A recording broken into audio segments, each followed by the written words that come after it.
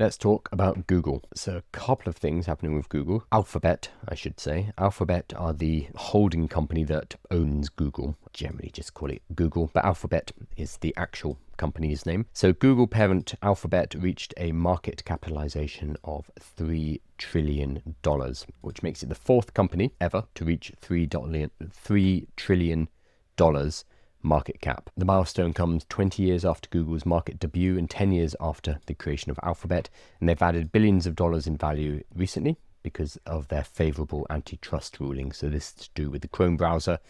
They were going to have to split off Chrome and sell it to somebody or give it to somebody, but they do not need to do that anymore, which is huge news for them, obviously. So Alphabet has joined the $3 trillion club. Shares of the search giant jumped more than 4% on Monday, pushing the company into territory occupied only by Nvidia, Microsoft, Apple, and now Google. So the four largest companies on Earth. Nvidia is actually at 4 trillion, just an extra trillion more. And so Google ended the day with a market capitalization of 3.05 trillion by market close. So market capitalization, I think it's useful to understand what that actually is. Basically, it's the share price times the number of outstanding public shares. Let me confirm that so we can be precise about this.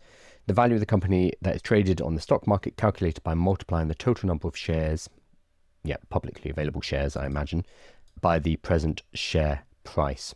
So that's how we get the market capitalization figure, and it gives us an idea of the value of the company. This only applies to publicly traded companies, obviously, because we need to look at the share price. The stock got a big lift in early September from an antitrust ruling by a judge whose penalties came in lighter than shareholders feared. The US Department of Justice wanted Google to be forced to divest its Chrome browser, so they're going to have to lose it. They'd have to get rid of it. And last year, a district court ruled that the company held an illegal monopoly in search and related advertising. They do have a monopoly, honestly.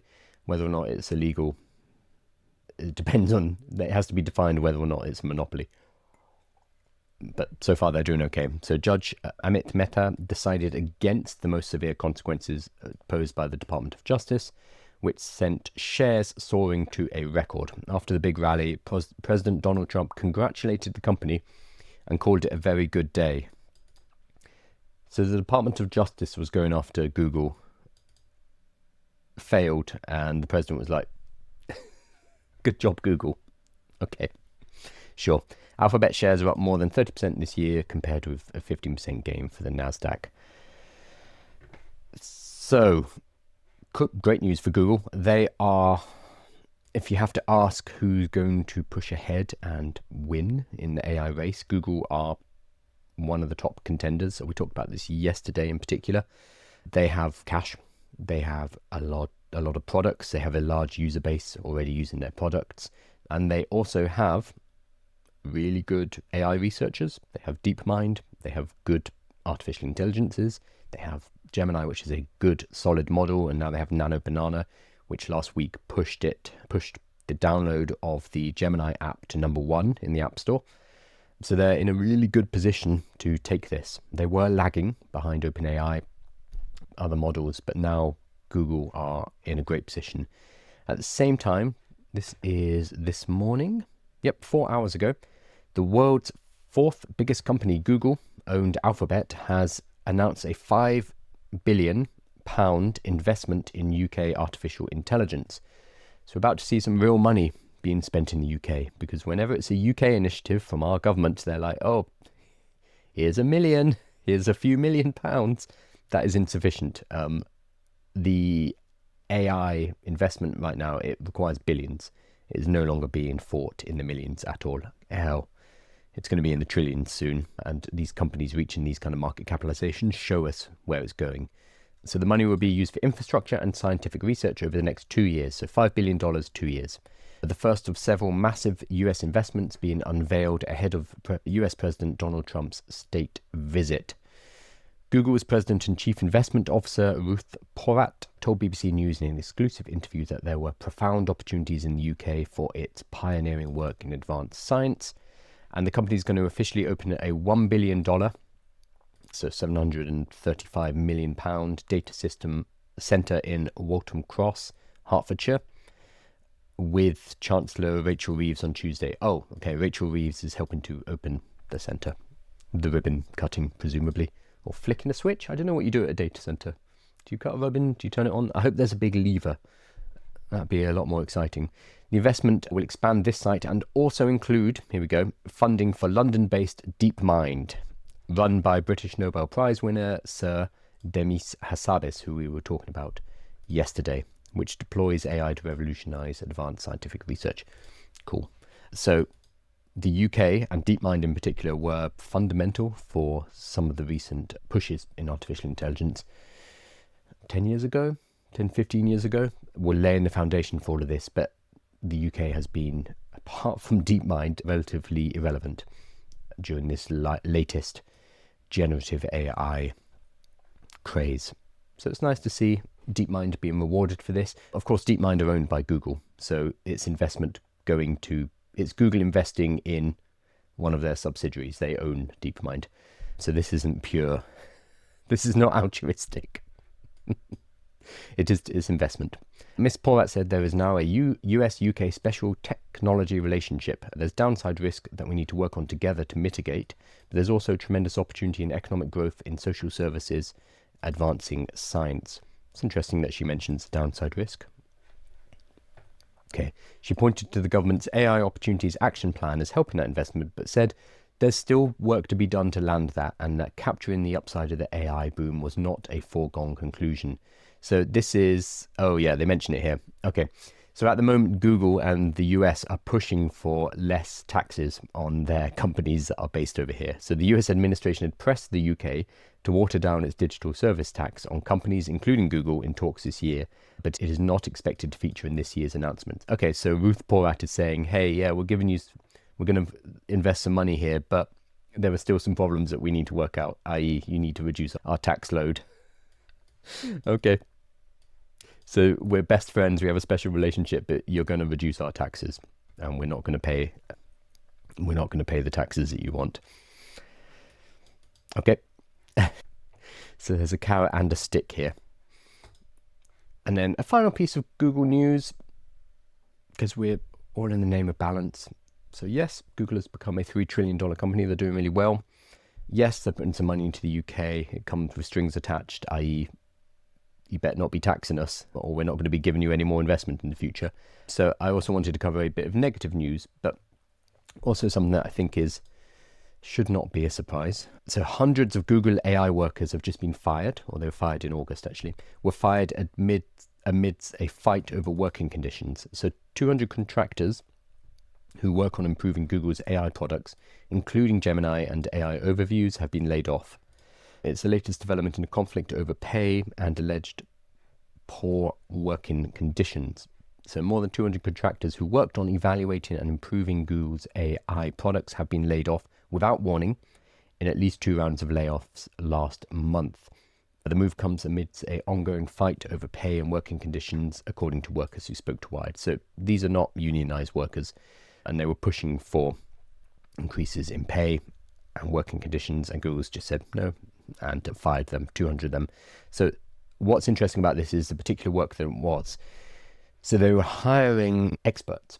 They were hiring PhD level experts to help improve the results from AI overviews and improve the results from Gemini. So they've outsourced its AI rating work, which includes evaluating, editing, and rewriting Gemini chatbot responses to make it sound more human and intelligent, to thousands of contractors employed by Hitachi-owned Global Logic and other outsourcing companies. So this is very normal. AI companies have a stage in their training called RLHF, Reinforcement Learning from Human Feedback, where you basically, before releasing, you have humans, experts in certain areas, ask questions, and they're given kind of transcripts, and they have to edit them for accuracy and tone, and basically helping to align the model using human feedback to certain specific areas. So they'll get accountants, they'll get biomedicine experts, they'll get geneticists, like high-level experts who can actually check the work of the models, and then that's fed back into as one of the final layers of training to fine-tune and make sure that it's ready for launch. So this has been going on for years. It was OpenAI who really pushed this, actually, reinforcement learning from human feedback. And a group of 200 of them just got fired, basically. So these workers, who are often hired because of their specialist knowledge, had to have either a master's or a PhD to join the super rater program, and typically includes writers, teachers, and people from creative fields. So high-level workers.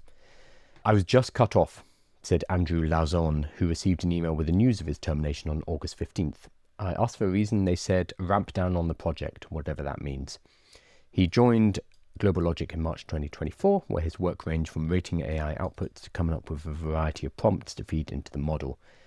So here's the thing. You know what's going to happen. It sucks that they lost the job, okay? But you are training the AI to do your job. This is literally like being forced to dig your own grave and then lie down in it while Google fills in the soil above you. They're asking you as a PhD, as an expert in your particular level, to help train their AI by giving it feedback. As soon as the AI gets good enough, you are no longer needed. So this should not be a surprise that these jobs came to an end.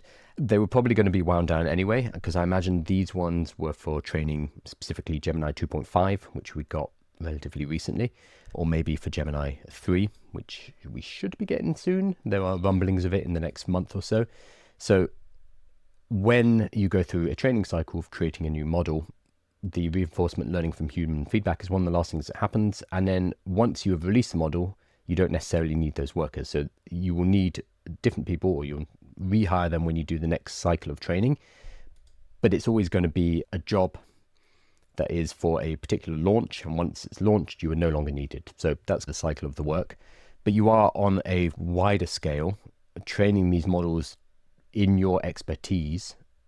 And that's why they're tapping into you as a PhD, as a master level student, to be able to train the AI to do your job and to have the same level of knowledge as you. So it's not that surprising.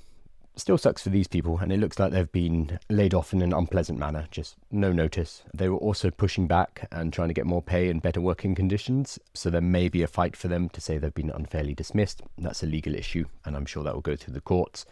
But overall, they should not be that surprised that there are no jobs, that this is not a permanent full-time job for them, because one, the training cycles mean it's going to be rotational. You'll be needed for a certain amount of time, then you're not needed again. And two, as we go through more and more of these cycles, the AIs are going to have more and more knowledge, and we won't necessarily even need human beings to check the work. As we move forward, we can start to use AIs to check the work.